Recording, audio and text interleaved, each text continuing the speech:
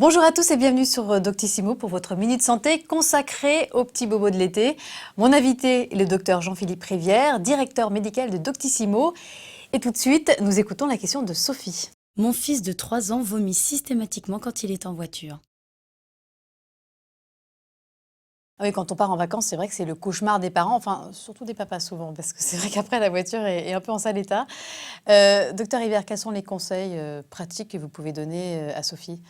Alors Sophie, son fils, il vomit déjà beaucoup, donc on va essayer surtout de prendre des précautions pour éviter que ça se reproduise. Donc on va lui faire une bonne nuit avant de prendre la voiture.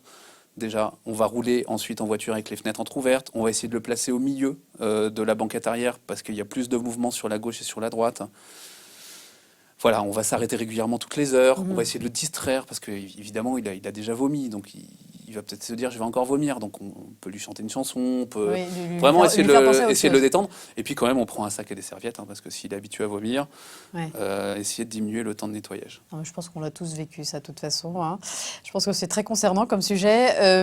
Est-ce qu'il faut que les enfants aient le ventre vide avant de partir? C'est mieux? Alors non, on pourrait se dire, voilà, le ventre vide, il va pas vomir, mais il aura quand même des nausées, il fera des efforts de vomissement et ça lui fera très mal parce qu'il a le ventre vide. Alors surtout pas, on lui D'accord, fait manger, ouais. pas trop lourd, pas de boisson Du gazeuse, lait, par hyper exemple? gras.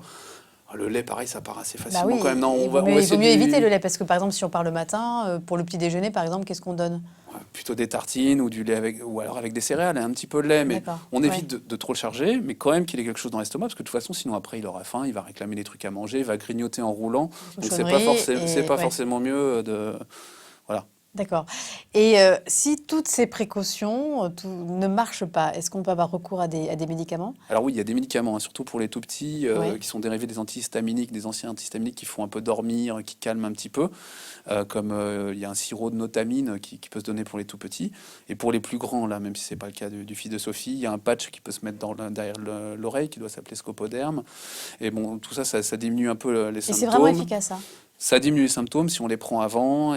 D'accord. Il Et n'y en a pas plus, d'effet secondaire il n'y a pas particulier? d'effet secondaire Ouais. spécial. Et puis, ça rassure quoi, de savoir qu'on a un traitement. Il Oui, faut ça voir quand même rassure que tout le monde, en fait. l'appréhension, ça joue Ouais. sur les symptômes Il y digestifs. a une part psychologique qui peut être importante. Voilà. Et qu'est-ce que vous pensez de l'homéopathie ou de ces bracelets d'acupuncture qu'on peut trouver aujourd'hui dans les pharmacies? Alors personnellement, j'en pense pas grand-chose, mais il y a des patients qui nous disent que ça marche. Donc c'est des choses, c'est des traitements qui n'ont pas d'effet secondaire. Si ça marche, si ça diminue les nausées, pourquoi pas? Il faut continuer. Merci docteur Rivière. Et puis Sophie, on vous souhaite un bon voyage, sans nausées, sans vomissement. Mais bon, rassurez-vous parce que de toute façon, ces problèmes de mal de transport, ça disparaît avec l'âge, hein. Voilà, ça disparaît en général avec l'âge, et puis avec toutes ces précautions, normalement, on peut limiter un peu les dégâts. Merci docteur Rivière. Et je vous en prie.